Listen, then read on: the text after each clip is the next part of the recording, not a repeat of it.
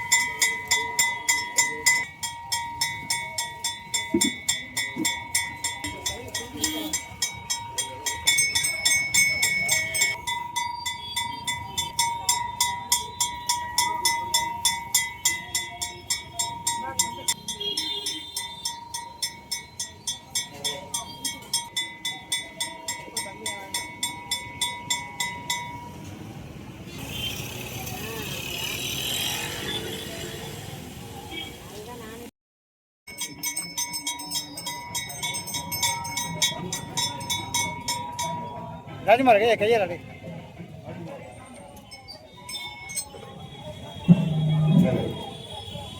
परिपूर्ण शरणकल्पः विनायकं भजे महागणपते वन्दे விநாயக சுவாமியின் ஆலய விநாயகர் சதுர்த்தி வைபவமானது 45ஆம் ஆண்டு அன்னதான விழாவுடன் அங்க போயிருங்க.